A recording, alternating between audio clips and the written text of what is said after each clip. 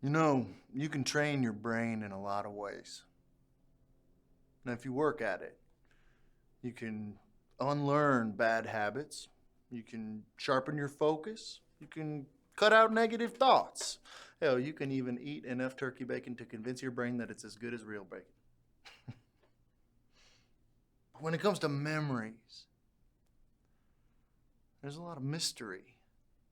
You know, some memories are clear. Some are fuzzy. Some you just seem to forget completely until you see something. Or you smell something familiar, and suddenly it all just comes flooding back to your mind. Things you hadn't thought about in years. Things you almost can't seem to believe were ever real.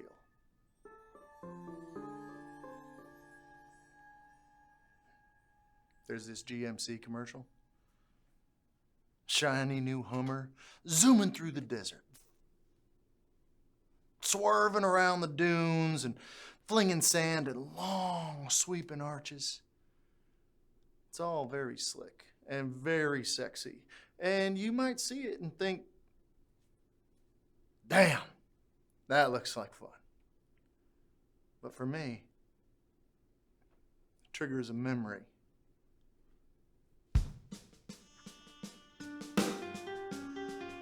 I drove a Hummer through the desert in Iraq when I was a Marine, but it was not as luxurious as that car commercial.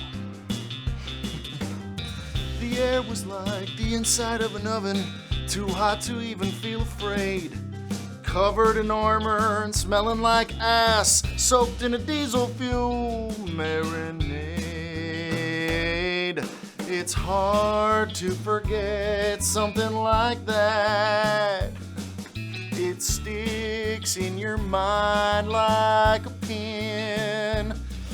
More fun to brag about to buddies back home than it actually was to live in. It's hard and it's hard to forget. It's hard and it's hard to forget.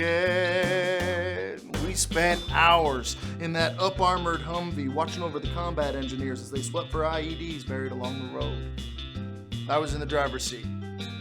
Staff Sergeant Lopez was to my right. Wallace was in the seat behind me. And Deacon in the back with that wad of stinking tobacco in his lip. The tapping on his little round container, and Wallace with his nervous bouncing legs.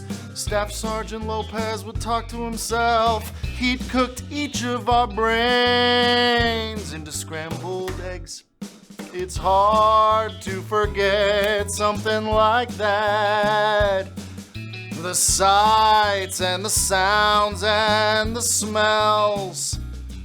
Hope you'll forget it all when you get back home. But a part of your mind, it still dwells. It's hard and it's hard to forget. It's hard and it's hard to forget that hot Iraqi summer in our land bar. Save for in numbers among the Marines, daylight to dark, we worked like machines, just doing our job and trying to deliver one more hot Iraqi summer in our land bar. Muggy air, there's never a breeze. Mosquitoes were buzzing, they're bigger than bees. Somewhere along the Euphrates River, it almost reminded me of. It reminds me of Baton Rouge. long, long time ago. It's almost not so different. I mean, it's very different, don't get me wrong. But in some ways, the same. Long days, the same sun blazing down.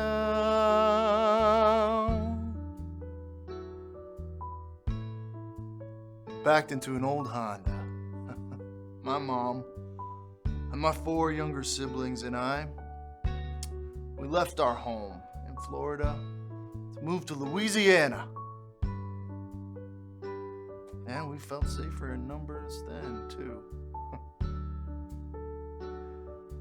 Louisiana summer in Baton Rouge. Muggy air, so thick and strong.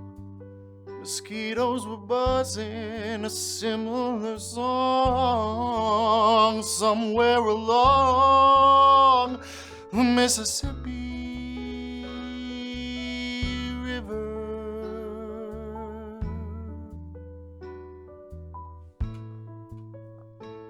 My dad was in prison at the time. My dad was in prison most of the time. He was transferred to Baton Rouge, so we moved there.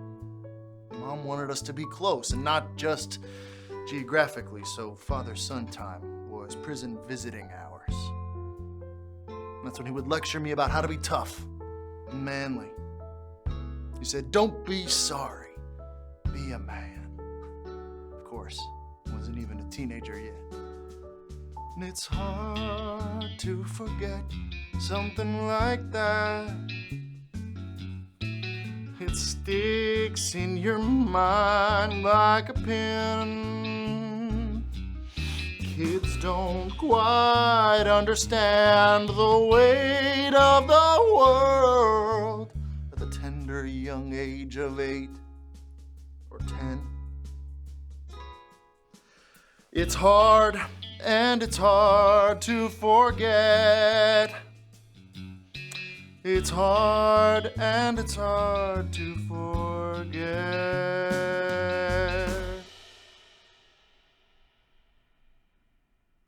Suddenly, Staff Sergeant Lopez jumps out the vehicle and takes off running. "Not this time, motherfucker," he says. And takes off running full speed towards some house off the side of the road. Next thing I know, I'm chasing him, and Deacon's right behind me. Where's he going? Has he lost his mind? We caught up to him in front of this one-story house with cracked facade peppered with bullet holes. "I saw a Haji with a set of binoculars go inside that house," he said. "We're going in." So he counts down from 3 and kicks in the door. Rifles at the ready. We swept into the house. The air was like the inside of an oven, too hot to even feel afraid. Sure, I was nervous. Not as scared as the woman standing in the middle of the room with her hands in the air. She was wearing a black dress, so scared she was shaking. "Search the place," Lopez said. "It's hard to forget."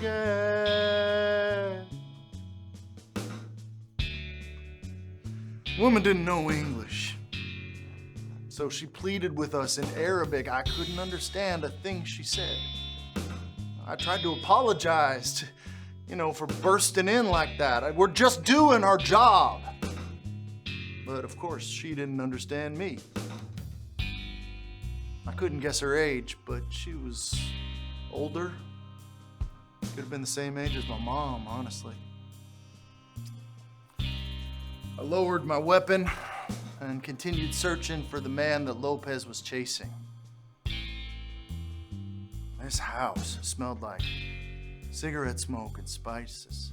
The couch was old and scratched up. The curtains were faded and gaudy, and the wallpaper had this floral print with vines and leaves that just could not have belonged to any real plant. It almost reminded me of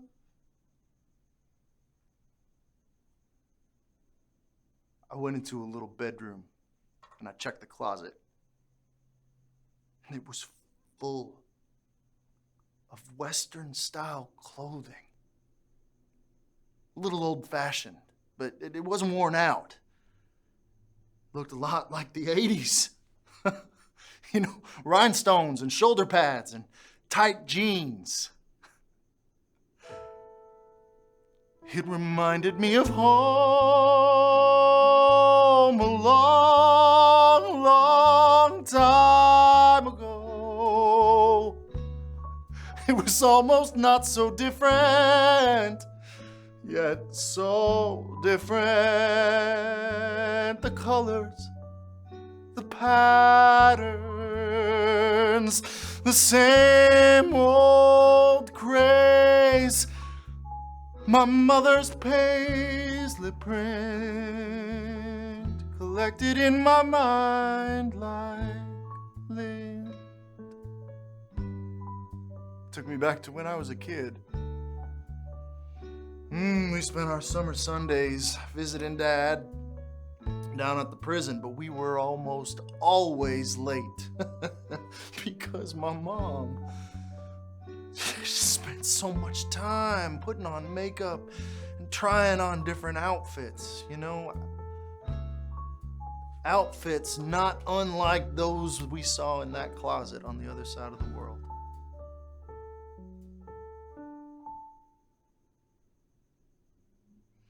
I heard Lopez say, "What's out back?"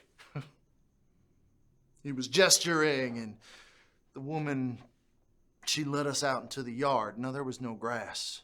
There was just baked clay dirt. There was a shed made out of pallet wood with a plywood door held closed by a bungee cord. And Lopez and Deacon went to go get a closer look. And that's when I noticed there was another door.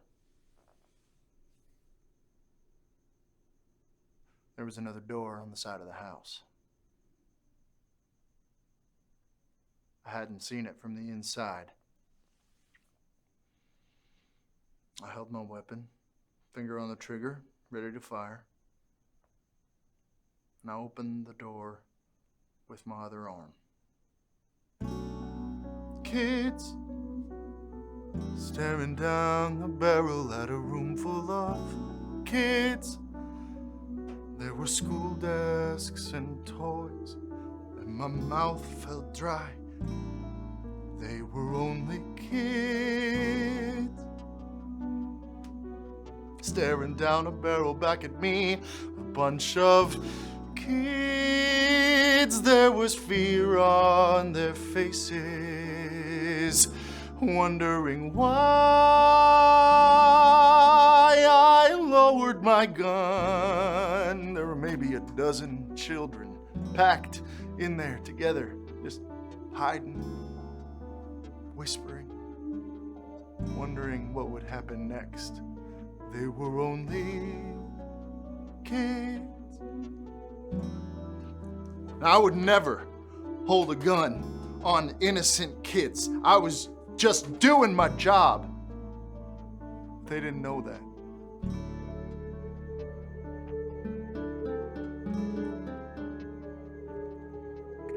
They didn't know that a long, long time ago, the same thing happened to me.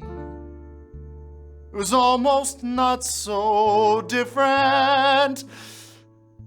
In fact, it was exactly the same.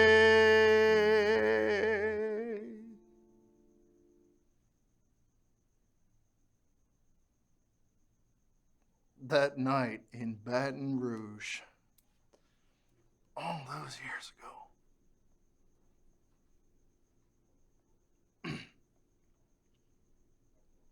there was a loud crash in the middle of the night.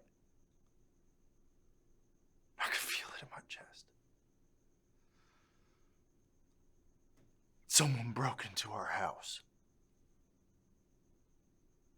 My younger siblings cowered in the bed with my mom. I was so afraid. I couldn't move.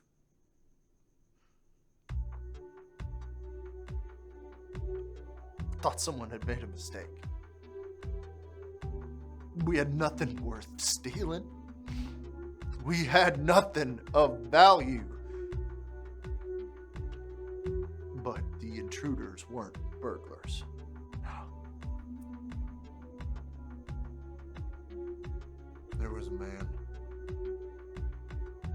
in full armor, like a G.I. Joe action figure. He yelled, "Hands in the air!" A semi-automatic rifle pointed right at us.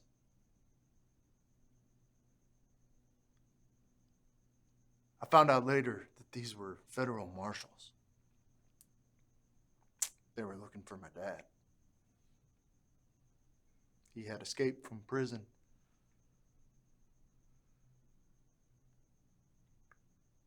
Dad wasn't with us. It was just Mom and us kids. Kids staring down a barrel back at him, innocent kids. And I never forgot what they did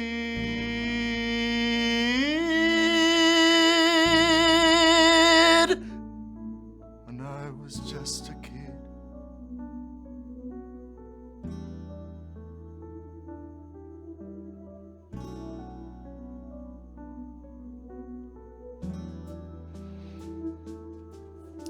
It's hard to forget something like that, and yet somehow hard to recall.